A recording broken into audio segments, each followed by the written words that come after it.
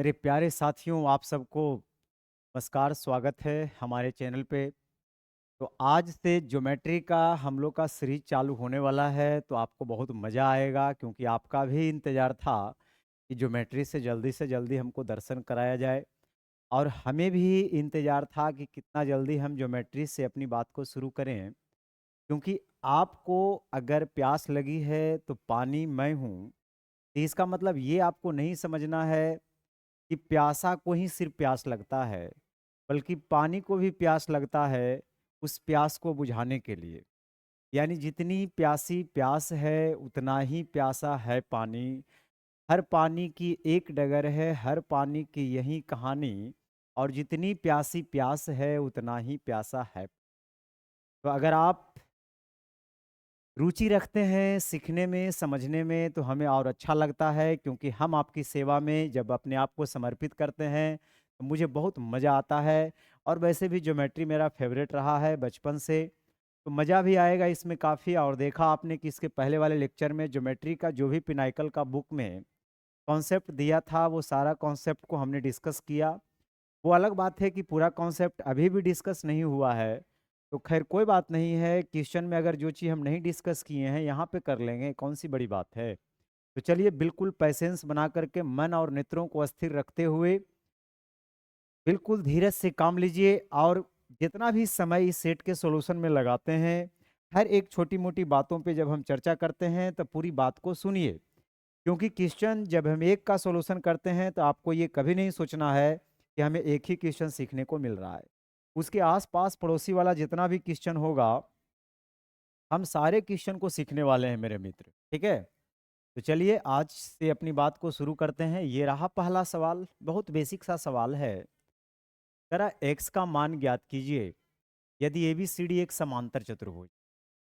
तो मैंने बोला था कि अगर समांतर चतुर्भुज की आप बात करते हैं मेरे मित्र, कि अगर एबीसीडी एक समांतर चतुर्भुज है, तो समांतर चतुर्भुज आयत भी होता है, वर्ग भी होता है, समचतुर्भुज भी होता है और समांतर भी होता है। तो सभी के सभी समांतर चतुर्भुज होता है। और समांतर चतुर्भुज के बहुत सारे प्रॉपर्टी होता है, उसमें से एक ये प्रॉपर्टी होता है कि जितना भी समांतर चतुर्भुज के परिवार है, सभी के डायगोनल एक दूसरे को बाइसेक्ट करेगा, यानी समद्विभाजित करेगा। वो तय है, चाहे वो समांतर रहे, सम रहे, समचतुर्भुज रहे, वर्ग रहे, आयत रहे, सब में आपको ये रूल फॉलो करना है। मतलब जितना ओए होगा उतना ही ओसी होगा, और जितना ओडी होगा उतना ही ओबी होगा। ये इसके बराबर होगा और ये इसके बराबर। अब हमसे पूछा है कि इसमें एक्स का वैल्यू बताइए। तो पहले अगर मैं बोलूं कि ओडी बराबर ओबी होगा, तो ओडी बराबर ओबी करने से क्या होगा मेरे मित्र। ओडी है 3 बाई, है ना। और हमारा ओबी जो है वो बाई प्लस 2 है। तो 3 बाई में बाई घटेगा तो यहाँ से 2 बाई, और 2 बाई का वैल्यू 2 आ जाएगा, तो बाई का वैल्यू आ जाएगा 1। इसे लिख के नहीं करना है, ये तो आपको मन में ही हो जाना चाहिए। लेकिन चलिए समझाना है इसलिए मैं थोड़ा सा लिख देता हूँ, लेकिन आपको लिख के नहीं करना। फिर औसा ही ओ ए बराबर ओ सी करेंगे। तो ओ ए बराबर जब ओ सी करेंगे, तो ओ सी बराबर अगर आप ओ ए करते हैं मेरे मित्र, तो ओ सी का लेंथ आप देखिए कितना दिया हुआ है, 2x+y। और ओ ए का जो लेंथ है वो x+3 है।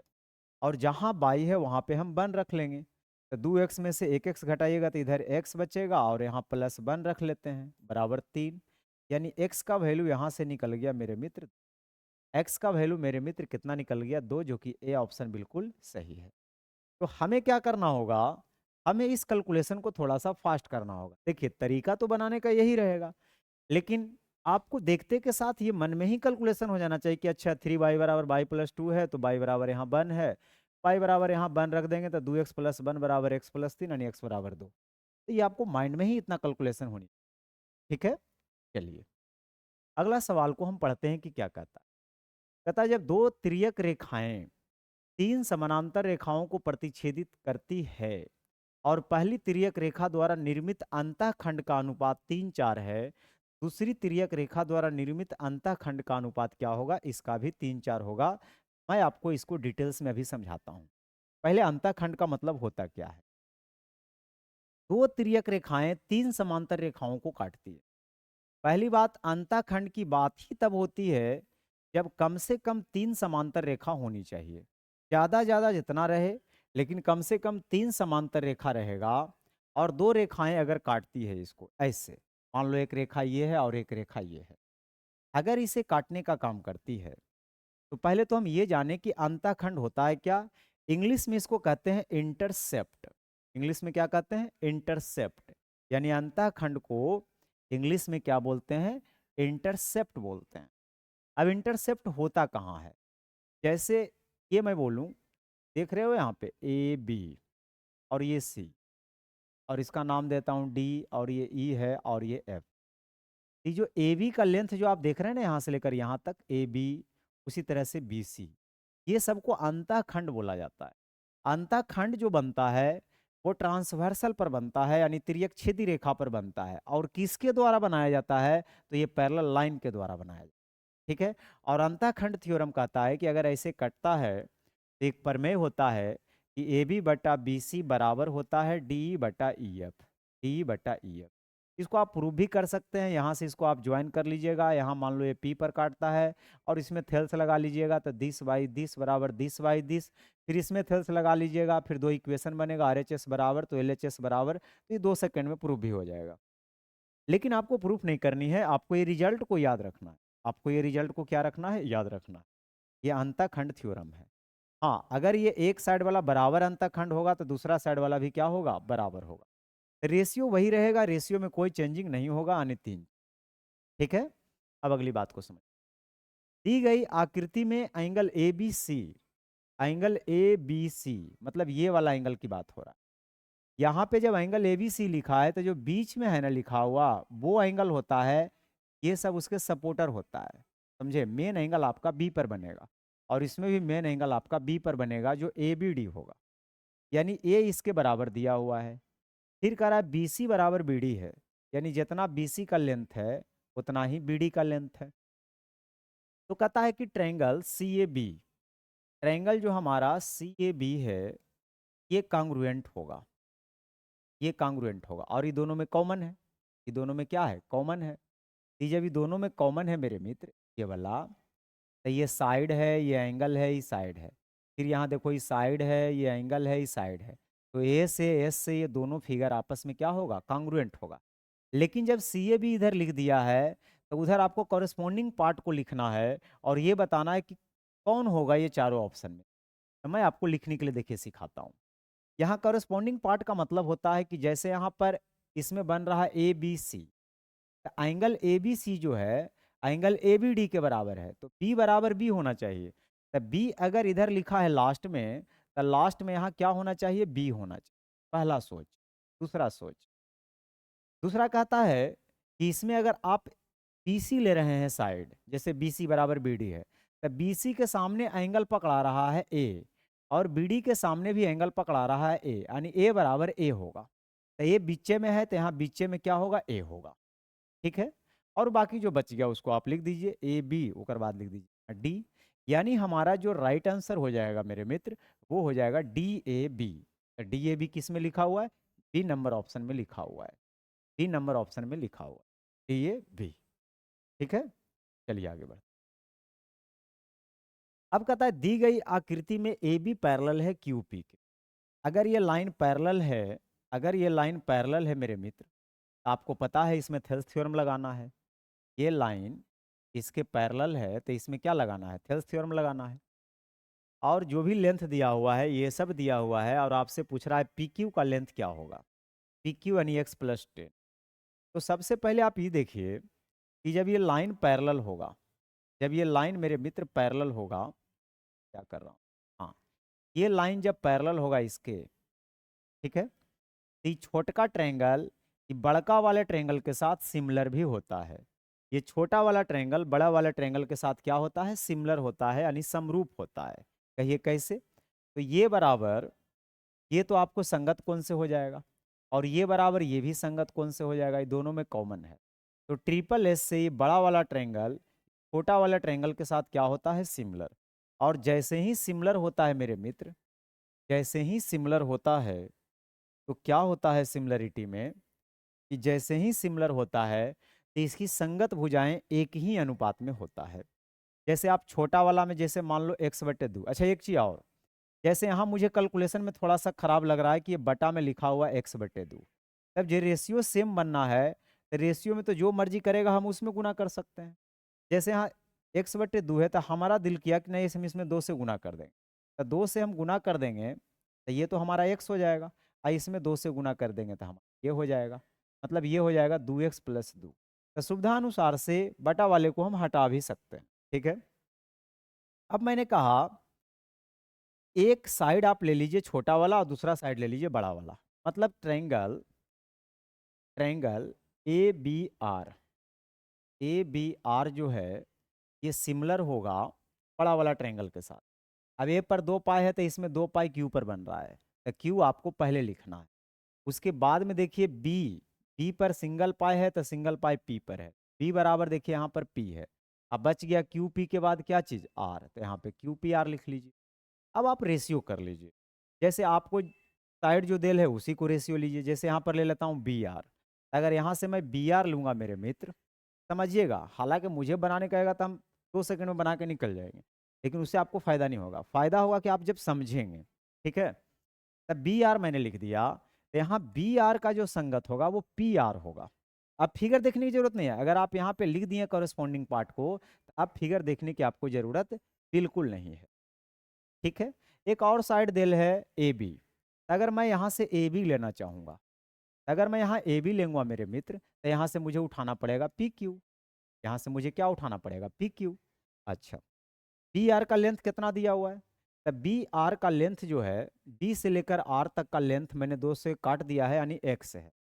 अब पी आर कितना है, तब पी से लेकर आर तक ही पूरा जुड़ जाएगा, तो 2x+2 में x जोड़िएगा तो 3x+2 होगा, 3x+2 होगा। उसी तरह से ए बी की अगर मैं बात करूं तो ए बी हमारा x है, और पी क्यू की अगर मैं बात करूं तो x+10 है। ये लाइन केवल मुझे समझाना था इसलिए मैंने लिखा है, ये सब आपको लिखने की जरूरत बिल्कुल नहीं है। अब यहाँ से आप सोल्व कर सकते हैं, जैसे यहाँ से सोल्व करिएगा तो एक्स एक्स कट जाएगा, क्रॉस गुना करिएगा तो 3x+2 बराबर x+10 आ जाएगा। तो यहाँ से 2x बराबर 8 आ जाएगा यानी x बराबर मेरे मित्र 4 आ जाएगा। अगर x बराबर 4 आ गया, अगर x बराबर 4 आ गया तब जो पूछेगा वो निकाल लीजिए। जैसे इसमें पी क्यू पूछ रहा है तो x+10, तो आपको x की जगह 4 रख लेना है, तो 4+10 जोड़ देंगे तो ये हो जाएगा हमारा 14, जो कि कौन सा ऑप्शन में है, डी ऑप्शन। तो बिल्कुल ज्योमेट्री को आराम आराम से बनाने का चीज़ है, जल्दबाजी नहीं। जल्दबाजी में क्या होगा कि मैं बना के यहाँ से चला जाऊँगा लेकिन आप कम समझेंगे, थोड़ा सा टाइम दे के समझिएगा ना तो दिक्कत नहीं हो।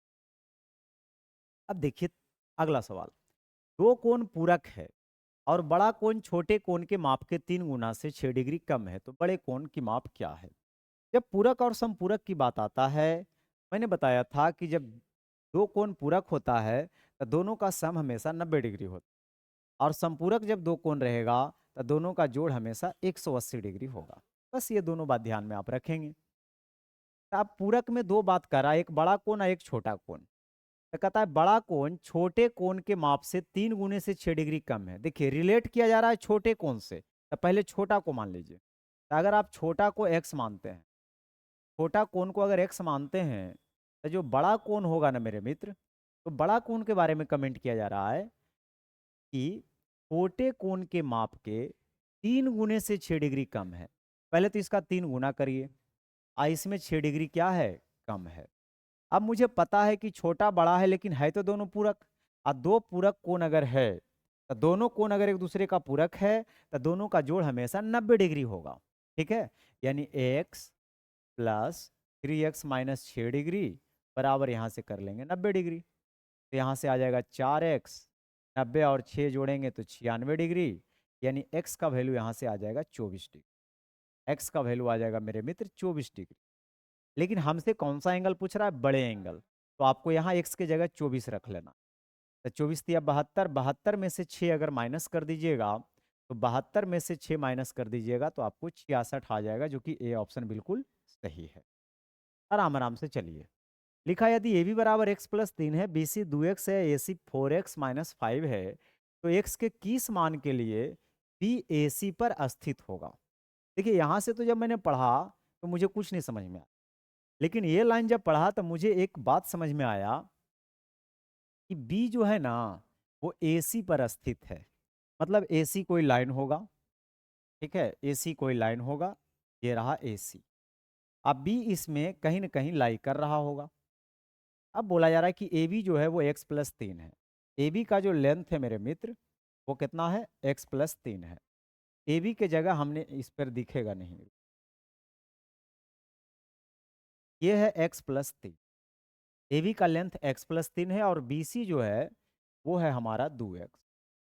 और बोल रहा है कि ए सी जो है वो 4x-5 है। अब सवाल खुद बन गया, ए सी 4x-5 है और हमारे अनुसार से ए सी कितना बन रहा है, तो पूरा को जोड़ना पड़ेगा, 2 और 1 3x+3 बराबर 4x-5।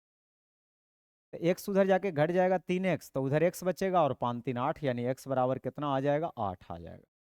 हमसे पूछ रहा था कि x के किस मान के लिए, तो x बराबर कितना होगा, 8 होगा, जो कि सी ऑप्शन बिल्कुल सही है। निम्नलिखित में से कौन सा कथन सत्य नहीं है, सत्य नहीं है मतलब गलत है, यानी गलत ऑप्शन अब चुनना है।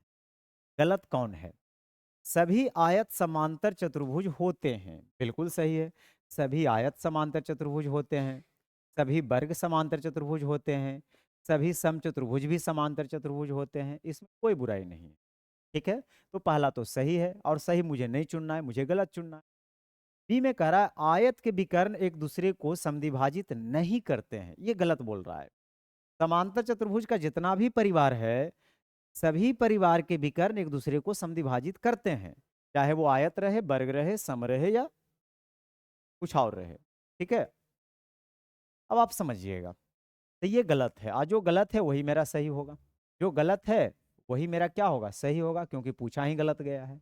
आगे तो मुझे पढ़ना भी नहीं, लेकिन फिर भी समझा देता हूं, समझिए। आयत की सम्मुख भुजाएं सर्वांगसम, सर्वांगसम का मतलब होता है बराबर। तो आयत की सम्मुख भुजाएं बराबर होती है और समांतर होती है, तो अच्छी बात है, होता ही है। आयत के लगातार कोणों के किसी भी जोड़ा का योग 180 डिग्री होता है। आयत हो जाए, चाहे समांतर चतुर्भुज हो जाए, चाहे वर्ग हो जाए, चाहे सम चतुर्भुज हो जाए, सभी के लगातार दो एंगल का जोड़ हमेशा 180 डिग्री होता है, मतलब समपूरक होता है। ठीक है, चलिए आगे बढ़िए। एक समांतर चतुर्भुज में दो आसन भुजाएं 3:2 है। आसन का मतलब होता है लगातार, एडजेसेंट साइड, कोई भी साइड ले लीजिए लगातार। 3 और 2 है, मतलब अगर इसको आप 3x मान रहे हैं तो ये आपका 2x होगा। और समांतर चतुर्भुज के जितना भी परिवार है, सभी के सम्मुख भुजाएं आपस में क्या होती है, बराबर होती है। फिर कहता है उसका परिमाप 65 है। परिमाप का मतलब होता है सभी भुजाओं का जोड़, तो सभी को जोड़िएगा तो 3 3 6 2 2 4, यानी 6 और 4 10 है। तो 10x बराबर 65, यानी x बराबर आ जाएगा 6.5। x बराबर कितना आ जाएगा, 6.5। पता इन समांतर चतुर्भुज की दो छोटी भुजाओं में से प्रत्येक की लंबाई, तो छोटा कौन है, 2x। एक्स की जगह 6.5 रखिएगा तो 6.5 को डबल करिएगा तो 13 आ जाएगा, जो कि बी ऑप्शन बिल्कुल सही है। आगे बढ़ते हैं। सम बहुभुज, बहुभुज का मतलब उसमें बहुत सारे भुजा है और उसमें भी अगर सम लगा दिया है, मतलब उसकी सभी भुजाएं आपस में बराबर है, उसकी सभी भुजाएं आपस में बराबर है और अंदर वाला प्रत्येक कोण भी आपस में बराबर है, और यहां तक कि उसके बाहर बनने वाला भी प्रत्येक कोण आपस में बराबर है। सम बहुभुज कहने मात्र से इतना इंफॉर्मेशन कंप्लीट निकल कर आता है। तो सम बहुभुज के सभी अंदर वाले कोणों का जोड़ और एक बाहर के कोण, दोनों के जो माप होता है ना, दोनों का रेशियो 24 और 1 है। तब भुजाओं की संख्या पूछ रहा है कि कितना है, मतलब कितना भुजा वाला बहुभुज में ऐसा पॉसिबिलिटी बनेगा। तो पहले अंतः कोणों का योग बताइए। तो सम बहुभुज के अंतः कोणों का योग होता है n-2 गुना 180। आया नहीं, बताए थे ना। अच्छा, अनुपात किसके साथ करना है, इसके एक बाहर कोण के साथ। तो सभी बहिष्कोणों का तो योग 360 डिग्री होता है, लेकिन सम बहुभुज में प्रत्येक बहिष्कोण बराबर होता है, तो एक बहिष्कोण निकालने के लिए n से भाग देना होता है। तो मुझे तो एक ही बहिष्कोण चाहिए, तो 360/n, लेकिन n को मैं ऊपर शिफ्ट कर दूंगा। तो ये अनुपात कितना के बराबर देल है, 24 और 1 का देल है। काट दीजिए, ये कट जाएगा कितना बार में, 2 बार में, 24 दूना 48, यानी n × n-2 बराबर 48।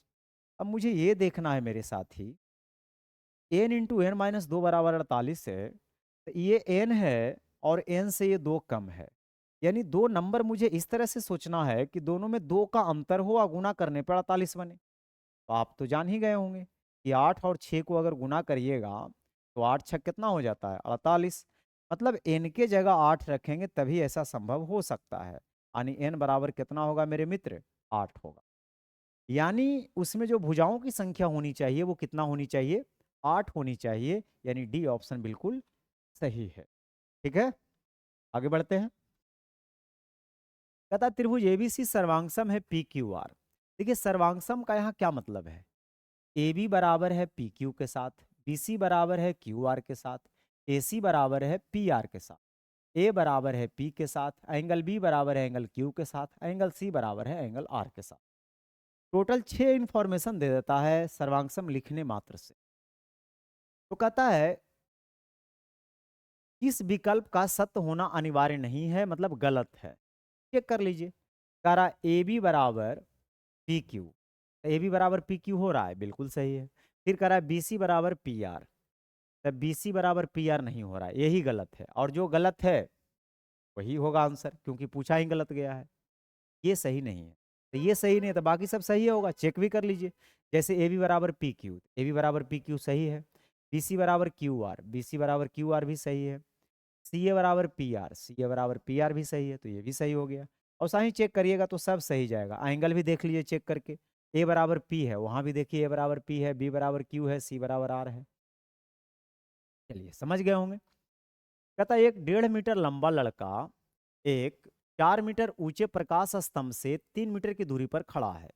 प्रकाश स्तंभ के शीर्ष से आने वाली प्रकाश की वजह से उसकी छाया बनती है। वो तो लाइट में रहेगा, तो हम भी यहाँ पे हैं तो लाइट अगर हम पे पड़ेगा तो उसके पीछे क्या बनेगा, छाया बनेगा। लड़के की छाया की लंबाई बताइए, जो लड़का के द्वारा जो छाया बन रहा है उसकी लेंथ आपसे पूछ रहा है। बस 2 सेकंड का चीज है, लेकिन एक बार समझ लीजिए। देखिए एक तो है कि प्रकाश स्तंभ है, अब मान लो ये प्रकाश स्तंभ है, ठीक है, और ये लड़का है और ये जमीन है। हुआ क्या, प्रकाश स्तंभ के सामने जब लड़का आया तो इसकी छाया बना, और ये इसकी छाया है, ये इसकी छाया है। किसकी छाया है, लड़का की छाया है, क्योंकि लड़का ही खड़ा है। यहाँ से लेकर यहाँ तक उसकी क्या बनेगा, छाया बनेगा। लड़का की जो लंबाई है वो 1.5 मीटर है, 1.5 मीटर। और 4 मीटर ऊंचे प्रकाश स्तंभ है, प्रकाश स्तंभ की ऊंचाई 4 मीटर। ठीक है, प्रकाश स्तंभ के शीर्ष से आने वाले प्रकाश की वजह से उसकी छाया बनती है। तो लड़के की छाया की लंबाई पूछ रहा, कि लड़के की छाया की लंबाई से लड़का दूर कितना था, 3 मीटर। प्रकाश स्तंभ से ये 3 मीटर दूर है। छाया की लंबाई थोड़ा देर के लिए मैं एक्स मान, अगर इसको मैं यहाँ से मिला दूं तो मेरे मित्र ये भी 90 बना रहा है, ये भी 90 बना रहा है, ये दोनों में कॉमन है। तो ये बड़ा वाला ट्रायंगल ये छोटा वाला के साथ क्या होता है, सिमिलर होता है। जब सिमिलर होगा तो साइड एक ही रेशियो में होगा, साइड प्रोपोर्शनल होगा। तो बड़ा वाला में अगर देख रहे हैं वर्टिकल आप ले रहे हैं, तो छोटा वाला ट्रायंगल में भी आपको वर्टिकल लाइन लेना होगा, यानी इसका कॉरेस्पॉन्डिंग 1.5 बन जाएगा। फिर बड़ा वाला में पूरा बड़का साइड ले लीजिए, यहाँ से लेकर यहाँ तक, यानी x+3। आज छोटका में भी बड़ा वाला लाइन लेना पड़ेगा, यानी x। अब यहाँ से सोल्व कर दीजिए, ये आ जाएगा 4x, ये आ जाएगा 1.5x। ये आपको लग रहा है कि 1.5 से हमको कैलकुलेशन खराब जा रहा है, तो इसको 2 से गुना करके इसको 3 बना लीजिए। अगर इसको 3 बनाइएगा तो उसको 8 बना लीजिए, यानी 8/3 कर लीजिए। इसको 8/3 कर लीजिए और कैलकुलेशन को सुधार लीजिए। अब यहाँ से देखिए 8x 3x घट के आ जाएगा 5x, 8x 3x घट के आ जाएगा 5x, 3×3 = 9, यानी x बराबर यहाँ से आ जाएगा 9/5, यानी 9×2 = 18, यानी 1.8। यानी लड़के की जो छाया की लंबाई होगा वो 1.8 मीटर होगा, जो कि ए ऑप्शन में लिखा गया है। आगे बढ़िए, 12 नंबर सवाल। कहता है दो समांतर रेखाओं जो प्रतिच्छेद करने वाली तिर्यक रेखा के एक ही ओर दो आंतरिक कोण 2:3 के अनुपात में है, तो दोनों कोणों में से बड़ा कोण बताइए। देखिए जब दो समांतर रेखाओं को कोई तीसरी रेखा काटता है तो आपको पता है एक ही ओर के अंतः कोणों का जो योग होता है 180 होता है। ये अगर 2x बन रहा है तो ये 3x बनेगा। और मैंने बताया था दोनों का जोड़ हमेशा कितना होता है, 180 डिग्री होता है। यहाँ से 5x बराबर 180, यानी x बराबर 36 डिग्री। अब जो एंगल पूछेगा वो एंगल निकाल लीजिए। पूछ रहा है बड़ा कोण बताइए, यानी x की जगह आपको 36 रखना, यानी 108 डिग्री, जो कि सी ऑप्शन बिल्कुल सही है। ये छोटी छोटी बातें हैं जो कि ध्यान में आपको रखना पड़ेगा। ठीक है, चलिए आगे बढ़ते हैं। दी गई आकृति में ए बी पैरेलल है सी डी के। ये सब लाइन आपस में पैरेलल दिख रहा है और यहाँ पर परपेंडिकुलर लाइन भी है, 90 डिग्री बना भी रहा है। यदि बी जी डी 62 डिग्री है, बी जी डी ये वाला एंगल जो है वो 62 डिग्री अगर दे रखा है, तो डब्लू का वैल्यू हमसे पूछ रहा है। देखिए कितना मित्र करेंगे क्या, ये 62 है तो इसको 62 कर लेंगे, कहेंगे लगातार दो कोनों को जोड़ेंगे तो 180 आएगा, लेकिन वो गलत हो जाए, क्योंकि पैरेलल लाइन के बीच होना चाहिए, जबकि ऐसा है नहीं। तो ये अगर 62 है ना, देखिए ये लाइन, ये वाला लाइन जो आप देख रहे हैं ना यहाँ से यहाँ, ये लाइन और ये लाइन पैरेलल है, आप बोलेंगे बिल्कुल, और ये काटने वाला लाइन है, तो ये 62 है तो हमारा ये 62 हो, एकांतर अंतःकोण से अल्टरनेट इंटीरियर एंगल से। अगर ये 62 है तो आप इस ट्रेंगल में एंट्री ले लीजिए। ट्रेंगल में 3 एंगल है, जिसमें ये एंगल तो आपको 90 डिग्री दिख ही रहा है। अगर ये 90 है, ये 62 है, ये डब्लू है, तो आपको पता है कि ये 90 है तो ये दोनों जोड़ के भी 90 होगा, यानी 90 में 62 घटा दीजिए। 90 में अगर 62 घटाइएगा मेरे मित्र, 10 में से 2 जाएगा 8, और 8 में से 6 जाएगा तो 2। हमारा डब्लू का जो वैल्यू आ जाएगा वो 28 डिग्री, जो कि ये ऑप्शन बिल्कुल सही है। कह रहा है पी किसी आयत एबीसीडी के अंदर स्थित एक बिंदु है और पी ए 27 है, पी बी 21 है, पी सी 6 है, तो पी डी की लंबाई हमसे पूछ। देखिए एक रिजल्ट मैंने बताना भूल गया था, लेकिन कोई बात नहीं, यहाँ पे बता देता हूँ। अगर आयत के अंदर कहीं पर भी बिंदु रहे, जैसे मान लो ऐसा है, एबीसीडी एक आयत है, इसके अंदर पी एक बिंदु है, तो इसे इसको ज्वाइन करिए, इससे फिर इसको ज्वाइन करिए, फिर इससे इसको ज्वाइन करिए, फिर इससे इसको ज्वाइन, ये मत समझना है कि ये विकर्ण है, मैंने आए ये पॉइंट कहीं भी रह सकता है। इसमें एक फार्मूला होता है, वो क्या होता है याद रखना। इसमें जो फार्मूला होता है, ए पी का स्क्वायर प्लस पी का स्क्वायर बराबर बी पी का स्क्वायर प्लस पी डी का स्क्वायर, ये वाला याद रखिए। ठीक है, अब वैल्यू पुट कर लीजिए। ए पी कितना दिया हुआ है 27, 27 का स्क्वायर।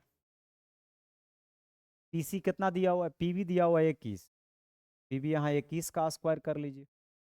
उसके बाद पी सी दिया हुआ है 6, तो यहाँ 6 का स्क्वायर कर लीजिए। यहाँ से आप पी डी निकाल लीजिएगा सोल्व करके। अगर आप इसको सोल्व करिएगा तो आपको थोड़ा सा टाइम तो लगेगा, कि 27 का स्क्वायर आपको याद नहीं होगा, मुझे याद है। 27 का स्क्वायर कितना होता है, 27 का स्क्वायर कितना होता है जी। ऐसे भी देखिए, ये 25 7 का स्क्वायर कर लीजिए 49, और 7 दूना 14 28, 7 दूना 14 28 और 4 32, 729 होता है। ठीक है, और ये 6 का स्क्वायर 36, 21 का स्क्वायर 441, तो 441 इधर आके घटेगा, ये 36 इधर जुटेगा, आई पी डी का स्क्वायर। अब ये सोल्व करना थोड़ा सा चैलेंजिंग काम है, लेकिन कोई बात नहीं, कर लीजिए। 9 और 6 15, 15 में से एक जाएगा, तो 15 में से एक जाएगा 14, बाकी एक, फिर यहाँ से देखिए 2 और 3 5, और 5 में से 4 जाएगा एक, और एक 2, और 7, और 7 में से 4 जाएगा कितना 3, यानी 324, और 324 18 का स्क्वायर रूट है, 18 का स्क्वायर है, मतलब जो है ये 18 आएगा।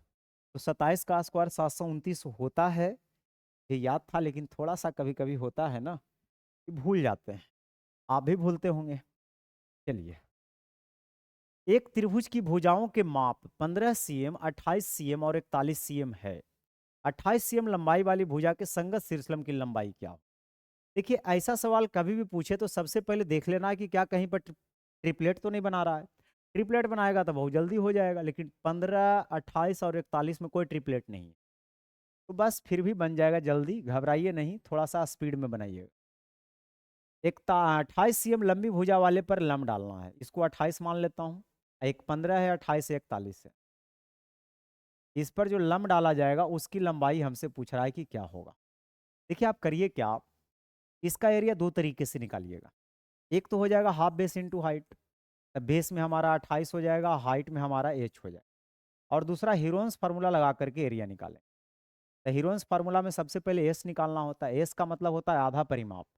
सबको जोड़िएगा तो 8 1 9 5 14, 4 2 6 1 7 1 8, 84/2 यानी 42। ये हो जाएगा एस के जगह 42, एस माइनस ए, तो एस माइनस ए किसी को मान लीजिए, मान लो 42 में 28 घटाया तो 14 आया, 42 में 41 घटाया तो 1 आया। अब 42 में 15 अगर घटाइएगा ना, तो 42 में से 15 घटाइएगा तो 27 आएगा। सही घटाया हूँ ना?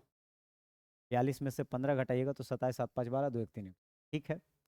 14 बार में कट जाएगा, तो 14 गुना एच।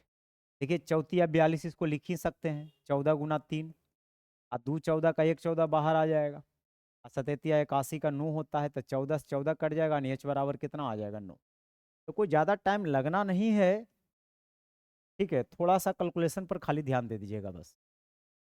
यदि एक चतुर्भुज एबीसीडी के कोण एबीसीडी को क्रम में लिया गया है और उनका अनुपात, कोण का अनुपात जो है वो 3 7 6 4 है। एबीसीडी किस प्रकार का चतुर्भुज है? तो कोण से अगर चतुर्भुज की पता लगाना है, देखिए किसी प्रकार का चतुर्भुज रहे लेकिन चारों कोणों का जो जोड़ होगा वो 360 डिग्री नहीं बदलेगा। 360 डिग्री तो तय है होना, तो 360 डिग्री और यहाँ जोड़ने पे 7 3 10 6 16 और 4 कितना होता है 20, यानी 20 यूनिट का वैल्यू कितना देल है 360 डिग्री। तो 1 यूनिट का वैल्यू यहाँ से निकालिएगा तो 18 डिग्री आ जाएगा, मतलब 18 तिया 54 डिग्री, 18 सते 126 डिग्री, 18 छक 108 डिग्री, 18 चौ 72 डिग्री। अब यहाँ पर देखिए कोई भी दो कोण बराबर है? बिल्कुल नहीं। जब कोण बराबर नहीं है मतलब समांतर चतुर्भुज तो होगा नहीं, समांतर चतुर्भुज नहीं होगा मतलब समचतुर्भुज भी नहीं होगा, पतंग भी नहीं होगा। तो ये एक समलंब चतुर्भुज होता है। समलंब चतुर्भुज के चारों कोण अलग अलग होता है, ठीक है। तो कोण से आपको पकड़ना है कि किस टाइप का चतुर्भुज है। आगे बढ़िए। एक समबहुभुज के अंतः कोणों का योग इसके बहिष कोणों के योग से 200% अधिक। क्या मतलब हुआ इसका? अंतः कोणों का योग यानी अंदर वाले कोण और बाहर वाले कोण, तो बहिष कोण के योग से 200% अधिक है, यानी बहिष कोण वाला अगर 100 मानते हैं तो इसे 200% अधिक है, तो इसका 200% 200 होगा। 200 अधिक है मतलब ये 300 होगा। अगर मैं रेशियो की बात करूं तो 3 और 1 आएगा। अंदर वाले और बाहर वाले दोनों के योग का जो रेशियो है वो 3 और 1 का रेशियो, योग की बात कर रहा है। और अंदर वाले सभी कोणों के योग के बारे में बताए थे, n-2 गुना 180 डिग्री होता है ना। अब बाहर वाले सभी कोण हमेशा 360 डिग्री होगा, चाहे चतुर्भुज की कोई भी प्रकार का रहे। यहाँ से काट पीट मचाइए, 18 दूना 36, 3 दूना 6, 6 दू 8, यानी n बराबर कितना होना चाहिए 8। n बराबर कितना होना चाहिए 8। अब हमसे पूछ रहा है भुजाओं की संख्या नहीं, हमसे पूछ रहा है कि बहुभुज के प्रत्येक अंतः कोण का माप x डिग्री है, तो वो बताइए x का वैल्यू क्या होगा। प्रत्येक अंतः कोण का माप निकालना है। तो यहाँ पर देखिए सभी अंतः कोण का योग होता है n-2 गुना 180 डिग्री, आया नहीं। एक कोण अगर निकालना है बहुभुज के तो n से भाग दे दीजिएगा। अब n के जगह हमें 8 रखना है, तो अगर आप n के जगह 8 रखोगे, 8 में से 2 जाएगा 6, 6 गुना 180, और यहाँ n के जगह 8 रखिए, 4 दूना 8, 4 से 45 बार में, 2 से 3 बार में, यानी 45 या 135, जो कि बी ऑप्शन बिल्कुल सही है। आगे बढ़िए। त्रिभुज एबीसी त्रिभुज पी क्यू आर के समरूप है। देखिए दो त्रिभुज समरूप होता है तो उसके जो क्षेत्रफल का अनुपात होता है उसके संगत भुजा के वर्ग के अनुपात के बराबर होता है। बस भुजा का वर्ग कर दीजिए। पी क्यू आर को पहले नाम लिया है तो पी क्यू आर वाला का भुजा देखिए नीचे लिखल है, इसका वर्ग करिएगा तो हो जाएगा 25, आ एक का वर्ग करिएगा तो 1। इसका अनुपात पूछ रहा था तो 25:1 आएगा, यानी 25 कौन सा ऑप्शन, डी ऑप्शन। निम्नांकित चित्र में क्यू एस पैरेलल है ई एफ के, क्यू एस पैरेलल है ई एफ के, क्यू एस पैरेलल है ई एफ के, तो ये लाइन इसके पैरेलल है, ठीक है। और ये अगर 60 डिग्री है और ये भी पैरेलल होगा, तो ये 60 है मेरे मित्र, तो ये 120 होगा, क्योंकि अगर पैरेलल लाइन है तो लगातार अंदर वाले कोनों का जोड़ हमेशा 180 होता है। आई 120 होगा तो यहाँ भी हमारा कितना होगा 120, क्योंकि ये लाइन इसके पैरेलल है, ट्रांसवर्सल है, तो संगत के कोण आपस में क्या होगा बराबर होगा, यानी 120 डिग्री, जो कि सी ऑप्शन। एक आयत पी क्यू आर एस में यदि क्यू पी आर बराबर 26 है तो एस क्यू आर कितना हो? तो पहले तो मुझे आयत बनाना पड़ेगा। अगर एक आयत बनाते हैं, देखिए ये हमारा आयत है P Q R S, P Q R S एक आयत है, और कह रहा है Q P R, P R को ज्वाइन करना पड़ेगा, तो क्यू पी आर यानी ये दिया हुआ है कितना degree, 26 degree. S Q R पूछ रहा है, एस क्यू आर, ये वाला पूछ। एक बात तो आप जानते ही हैं कि आयत में, समांतर चतुर्भुज में एक गुण होता है कि ये बराबर ये होता है, लेकिन आयत में एक और गुण होता है कि दोनों विकर्ण बराबर होने के कारण ये इसके बराबर होगा। मतलब ये इसके बराबर होगा और ये इसके बराबर होगा, मतलब सभी बराबर होगा। ये अगर 10 होगा तो ये भी 10 होगा, ये भी 10 होगा, ये मतलब ये 26 है तो हमारा ये भी 26 होगा, क्योंकि दो भुजा बराबर है, मतलब ये आइसोसेलस है। तो सभी दो भुजा अगर बराबर है, दो भुजा अगर बराबर है तो इसके सामने वाला कोण भी हमारा क्या होगा, बराबर होगा। तो ये 26 तो ये भी 26। अब मुझे पता है कि ये पूरा 90 होता है, हाँ या नहीं। तो 90 में तो ये पार्ट 26 हो चुका है, तो ये पार्ट कितना होगा, तो 90 में आपको कर देना है -26, यानी 10 में से 6 जाएगा 4, 8 में से 2 जाएगा 6, यानी 64 डिग्री। एस क्यू आर पूछ रहा था तो ये आ जाएगा आपका 64 डिग्री, जो कि ए ऑप्शन बिल्कुल सही है। अगला सवाल पढ़िए। 11 भुजाओं वाले बहुभुज में शीर्षों को जोड़कर कितने गैर अतिव्यापी नॉन ओवरलैपिंग त्रिभुज बनाए जा सकते हैं। देखिए इसका मतलब समझाता हूँ, कहना क्या चाहता हूँ। जैसे मान लो अभी आपने एक आयत बनाया, तो जब आपने आयत बनाया तो इसमें त्रिभुज आप ऐसे ऐसे बनाया बनाया ना, लेकिन ये क्या कर गया है, त्रिभुज एक दूसरे पर ओवरलैप कर गया है। लेकिन ओवरलैप नहीं करने वाला त्रिभुज को गिन के बताना है। ओवरलैप नहीं करना चाहिए। अगर ओवरलैप नहीं करना चाहिए मेरे मित्र, तो कैसे बनाइएगा, ओवरलैप अगर नहीं करना चाहिए तो यहाँ से यहाँ ज्वाइन करिएगा, बस छोड़ दीजिएगा, क्योंकि यहाँ से खींचेगा तो ओवरलैप कर जाएगा। तो चार भुजा वाले से नॉन ओवरलैपिंग ट्रायंगल 2 बन के आ रहा है, यानी भुजा 4 था तो उससे 2 कम बन के आया, मतलब 2 बन के आया। उसी तरह से भुजा अगर 5 ले लीजिएगा ना, भुजा अगर आप 5 भुजा वाला ले लीजिएगा, तो देखिए मैं पहले समझा देता हूँ, क्योंकि समझ के अंत में समझ ही काम देना, ठीक है। रटा हुआ चीज़ काम नहीं देता है, समझा हुआ चीज़ ही काम देता है। अगर मैं 5 भुजा वाला ले लूँ और इससे मैं ट्रायंगल बनाऊँ, तो एक तो मैं ऐसे ट्रायंगल बना सकता हूँ और एक तो मैं ऐसे ट्रायंगल बना, आओ आगे अगर खींचेंगे तो क्या होगा, ओवरलैप कर जाए। तो यहाँ से हमने कितना ट्रायंगल बनाया, 3 ट्रायंगल बनाया, मतलब 5 भुजा वाला था उससे 3 ट्रायंगल बनाया, मतलब यहाँ भी 2 कम बनाया, 5 में से 2 जाएगा 3, यानी जितना भुजा वाला फिगर रहेगा उससे 2 कम बनेगा नॉन ओवरलैपिंग ट्रायंगल। इस थ्योरम को याद कर लीजिए, इस कॉन्सेप्ट को याद कर लीजिए।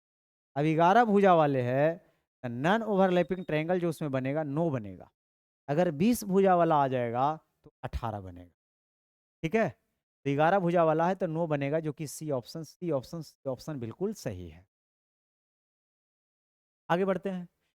त्रिभुज एबीसी में पी क्यू आर क्रम से इसकी भुजाएं बीसी सी ए बी के मध्य बिंदु है, और त्रिभुज पी क्यू आर का क्षेत्रफल अगर 6 है तो त्रिभुज एबीसी का क्षेत्रफल क्या हो। देखिए मेरे मित्र, एक बात हमेशा सदा सदा याद रखिएगा कि त्रिभुज के दो भुजाओं के मध्य बिंदु को ज्वाइन करने वाला लाइन सेगमेंट तीसरा के आधा और पैरेलल होता है, तीसरा के आधा और पैरेलल होता है। अगर ये 4 होगा तो ये 2 होगा, तो कहने का मतलब ये भुजा अगर 4 होगा तो ये भुजा 2 होगा। तब भुजा का जो रेशियो होगा ना, भुजा का जो रेशियो होगा 4 और 2 होगा, मतलब 2 और 1 होगा। इसके क्षेत्रफल का जो अनुपात होगा वो स्क्वायर में आ जाएगा, 4 और 1, यानी क्षेत्रफल 4 गुना हो जाएगा। छोटका का अगर क्षेत्रफल 1 स्क्वायर यूनिट है तो बड़का का हो जाएगा 4 स्क्वायर यूनिट। तो कह रहा है छोटका वाला का अगर 6 है तो बड़का वाला इससे 4 गुना हो जाएगा, मतलब कितना हो जाएगा, 24 हो जाएगा। बात समझे, समझे तो आगे बढ़िए।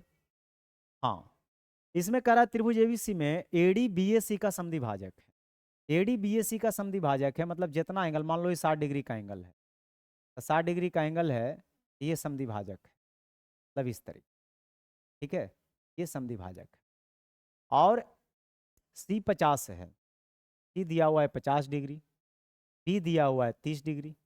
इसके बीच का एंगल पूछ रहा है, अगर ये लंब है तो इसका तो सूत्र मैंने कल बताया ही था कि अगर बीच का एंगल निकालना हो डीएई, तो हम क्या करेंगे मेरे मित्र, डीएई अगर निकालना हो तो हम करेंगे बेस एंगल को डिफरेंस, यानी 50 माइनस 30 और 2 से क्या दे देंगे भाग, 50 में से 30 जाएगा 20, 20/2 करेंगे 10। ये बात को सदा सदा आप क्या रखेंगे, याद रखें, ठीक है। आगे बढ़िए। कह रहा है इसमें बताइए कि एक्स का वैल्यू क्या होगा। देखिए ये लाइन पैरेलल है, ये लाइन इसके पैरेलल है, ये ट्रांसवर्सल है, तो ये 65 है, तो ये पूरा 65 होना चाहिए, जिसमें 33 हो चुका है, मतलब ये वाला 32 होगा। और फिर ये लाइन इसके पैरेलल है और ये ट्रांसवर्सल है, मतलब इस तरीके से। आगे पीछे बढ़ा के देख लीजिए थोड़ा सा, मतलब ये लाइन और ये लाइन पैरेलल है और ये काटने वाला लाइन है, तो एक ही ओर के अंतः कोणों का योग 180 डिग्री होगा कि नहीं, यानी 32 डिग्री अब प्लस x डिग्री बराबर हमारा होगा 180 डिग्री। तो x डिग्री बराबर यहाँ आ जाएगा 180 डिग्री माइनस 32 डिग्री, यानी x डिग्री का वैल्यू आ जाएगा 10 में से 2 जाएगा 8 और 17 में से 3 जाएगा 14, यानी 148 डिग्री। 148 डिग्री, जो कि डी ऑप्शन में लिखा गया है। आज का आखिरी सवाल ये रहा, लिखा ए बी पी डी का क्षेत्रफल ज्ञात कीजिए। ए बी पी डी कहाँ है, ये वाला। इसका क्षेत्रफल हमसे पूछ रहा है, क्या होगा यदि इसमें ए बी बराबर डी सी है, तो रहेगा ही ए बी बराबर डी सी, और ए डी बराबर बी सी है, वो 2.5 है, ये 2.5 है, तो ये भी 2.5 है, और ये अगर 4 है, ये भी पूरा 4 है। उसके बाद कहता है पी सी 1 है, अगर ये 1 है तो अच्छी बात है। अब आपको नहीं लगता है कि ये पूरा आयत है, आयत में से त्रिभुज का क्षेत्रफल माइनस कर देंगे तो समलंब चतुर्भुज का क्षेत्रफल निकल जाएगा, बिल्कुल। तो आयत का क्षेत्रफल होगा लंबाई गुने चौड़ाई, यानी 4 गुना 2.5, यानी लेंथ इंटू ब्रेथ आयत का क्षेत्रफल हो गया। अब माइनस ट्रायंगल का एरिया होता है हाफ बेस इंटू हाइट, तो बेस हो गया 1 और हाइट हो गया 2.5। तो यहाँ पे 2.5 को 4 से गुना करिएगा तो ये हो जाएगा 10, और 10 में माइनस होगा 2.5 का आधा 1.2, यहाँ से 10 में से 2 घटाइएगा तो 8, यानी 8.75, 8.75, जो कि सी ऑप्शन बिल्कुल ठीक है। तो थोड़ा सा स्लो कर दिया गया है, ज्योमेट्री के मद्देनजर रखते हुए ये देखकर किया गया है कि बहुत सारे ज्योमेट्री का जो होता है ना, ज्योमेट्री थोड़ा सा बेसिक कमजोर होता है, तो इसमें थोड़ा सा फास्ट सेशन को नहीं रखेंगे, ज्योमेट्री को थोड़ा सा स्लो रखेंगे। ठीक है, आप लोग का फीडबैक क्या आता है, अगर आप कहिएगा तो फिर कम से कम टाइम में निकाल देंगे। ये तो 15 मिनट में हम निकाल देते सोल्यूशन करके, कम लिखते, बहुत कम लिखते, बहुत फास्ट सोल्यूशन कर देते। जैसा कि आप ट्रिगो वगैरह देख रहे हैं कि वो 35 मिनट में 25 क्वेश्चन जो है करके आपको बता दिया जाता, समझा समझा करके। तो ये 25 मिनट का 20 मिनट का लेक्चर था, थोड़ा सा लंबा हुआ है, लेकिन उनके मद्देनजर रखते हुए हुआ है कि जिनका बेसिक कमजोर है उनको भी इसमें लाभ मिले। ठीक है, तो वीडियो कैसा लगा आप लोग कमेंट करके ज़रूर बताइए, और एक लाइक कर दीजिए, और चैनल पे नए हैं तो सब्सक्राइब भी करिए। और मिलते हैं अगले लेक्चर में, यानी 26 से लेकर 50 तक पूरा ज्योमेट्री का सॉल्यूशन आपको मिल जाएगा। धन्यवाद।